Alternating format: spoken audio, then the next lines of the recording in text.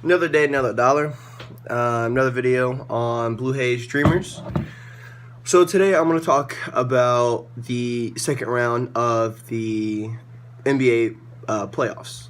And I'm going to give my predictions, and I'm going to talk about them a little bit and tell you how many games I think they're going to go and how I think exactly they can win and with what pieces. So I'll go ahead and start in the Eastern Conference since the Raptors and 76ers played last night, which I wish I would have got this video up before then, so then I couldn't be like, oh, the Raptors won game one. But it's whatever, so I'll just go ahead and start. So the Raptors won game one with Kawhi having 45 points, I believe he had. He took off. And this is expected from Kawhi. Like, we know he can play like that. We know he's arguably one of the top 3 players in the league almost every year, except for kind of last year when he went through all what he went with the Spurs. But I'm glad now he's on the Raptors. If he decides to stay, that'd be awesome. If he decides to go to the Clippers or somewhere else in free agent, that'd be cool. But the Raptors beat the 76ers last night, and I think that the Raptors can win this in 5. I do believe the 76ers will win one game, and that's because I think Joel Embiid is going to play out of his mind one game. Let's see, Ben Simmons could have a game where he could drop 30. JJ Redick, he's always a great shooter, and I love JJ Redick.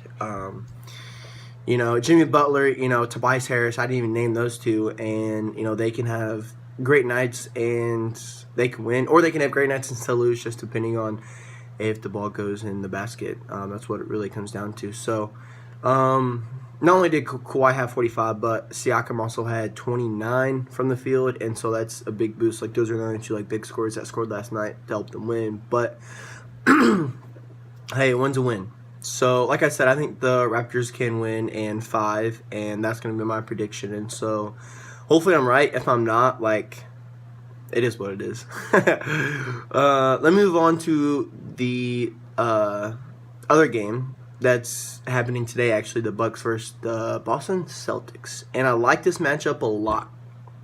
And let me tell you why. I love the Boston Celtics. I love Brad Stevens. I love all the pieces they have. I think they're great. They went to the conference finals last year versus LeBron. Kyrie knows how to play. He's got that experience. Gordon Hayward's, still coming off a little bit from his when he broke his ankle or whatever he did. I mean, you can tell there's not that step in his play yet, that he's not fully there. Yeah, he's come off the bench. He's had 30-point games here and there, and I'm super excited for him, and I'm glad he's doing what he's doing. But I think he needs to take that next step, and maybe next season he can do that. And I think that would help the Boston Celtics tremendously. Let's see. You also got Jason Tatum, sophomore in the league. Honestly, I think he should have won between Rookie of the Year, him and Donovan Mitchell last year, but that's just my opinion.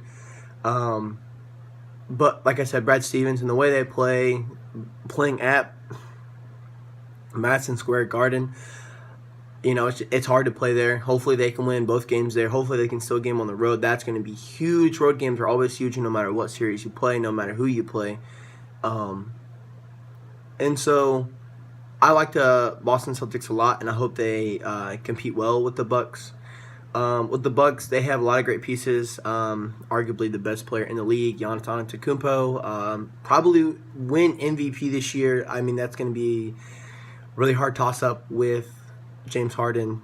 But, there's so many arguments you can make about that, but I believe Giannis is going to win that. But you have Chris Middleton, you have Brook Lopez, who can stretch the floor. You have Eric Bledsoe. You have all these pieces that are Malcolm Brogdon. And I'm excited to see this series. I'm excited to watch it. Is Giannis going to get locked down? Is Giannis just going to take over? Are the Boston Celtics, are they going to be able to shoot their way out? Are they just going to be able to keep the lead, play tough defense? So I don't really know. But I think it would be a great series. And honestly, I have the Bucks winning in 6. I love Boston. A little sick here, kind of getting over, trying to get mucus out of my throat, so that's why I sound a little ratchy. That's kind of why. But if the Bucks lose Game 6 and they take it back to Boston, the Celtics are going to win that in 7 games. I'm sorry, but there's no way that the Bucks can be able to pull out that road win the very last game of the season. I don't see it, but if the Bucks play well at the beginning of the series and kind of towards the end, and they get to Game 6, I think they can close it out. But it just all comes down to if you're playing great basketball, you're not forcing up shots, you're not being stupid. So let's see what Giannis can do with the Bucks and if he can lead them past the Boston Celtics. So now I'm going to go over to the Western Conference and talk about the Denver Nuggets versus Portland Trailblazers. I love this series, and I had the Nuggets beating the Spurs in that series. I didn't know if it would go to 7 games. I didn't know if it would go to 6 games. I wasn't really sure. I wasn't surprised it went 7 games because, the way Greg Popovich and the way he coaches and the players he had, DeMar DeRozan, Patty Mills, Derek White, LaMarcus Aldridge, they played great. And to really force a Game 7, the Denver Nuggets were hot all season long. They were a 2 seed? They were a 2 seed in this. The 3rd seed was the Portland Trailblazers. And so with the Joker, with Jamal Murray, Gary Harris, Paul Millsap, with all the assets they have, they're playing well. Paul Millsap, he's a little old. Will Barton, maybe a little old. But, they haven't even played Isaiah Thomas yet. Like, what are they doing? Like, he's made for the playoffs. Well, made for 4th quarter anyways. He showed that being on the Celtics. And then you haven't even started playing Michael Porter Jr. You're going to let him rest the whole year and maybe half of the next year until he fully comes back from his back injury, which is awesome. I'm glad the Nuggets are doing that because you shouldn't rush him into play. You should let him be fully healthy before he starts to play so then you can see his full potential. So excited to see that. But I love that the Nuggets won 4-3. The last game, actually, I'm going to tell you the box score of that because it just kind of blew my mind. The Joker had 21 points. He had 10 assists and 15 rebounds. He was 9 for 16 from the floor.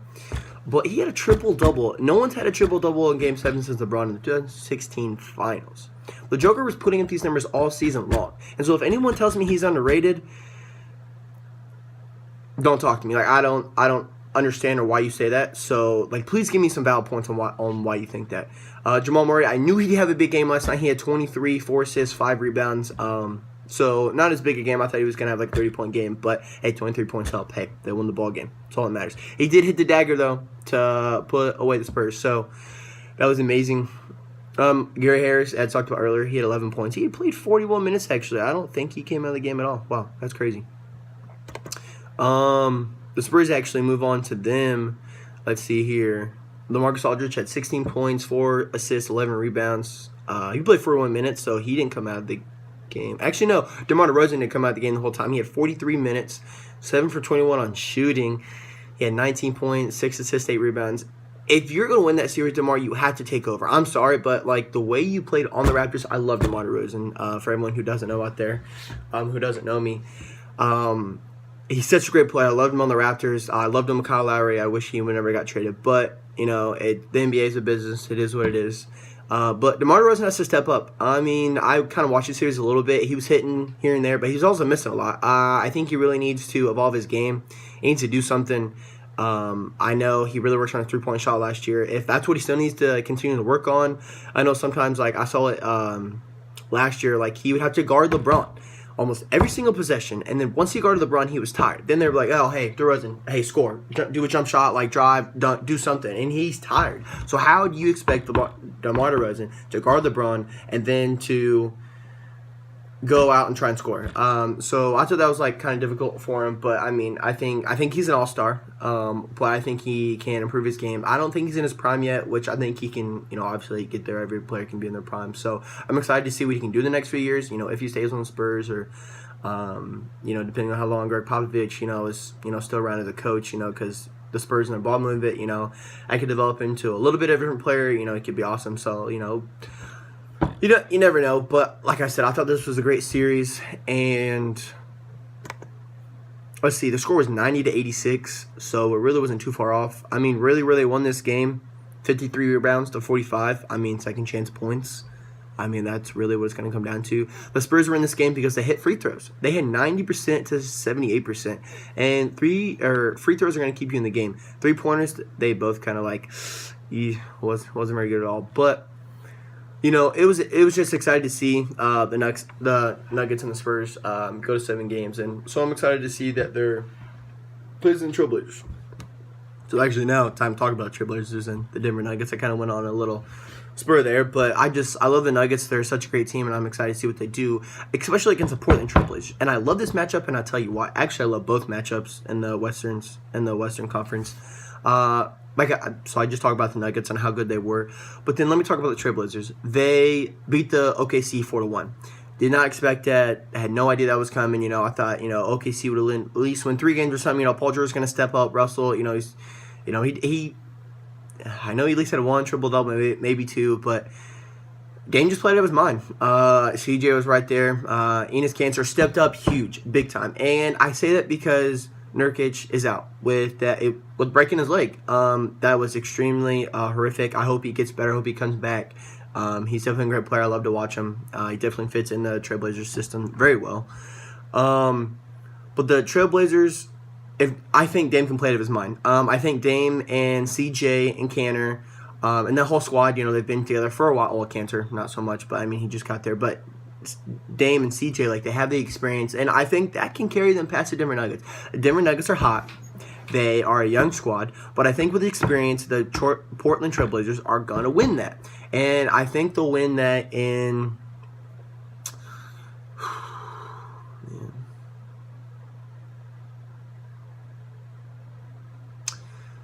Trailblazers have to win a game on the road. Either that being game 1, being game 2, and I say that because I think they can close it out in 6 games. So...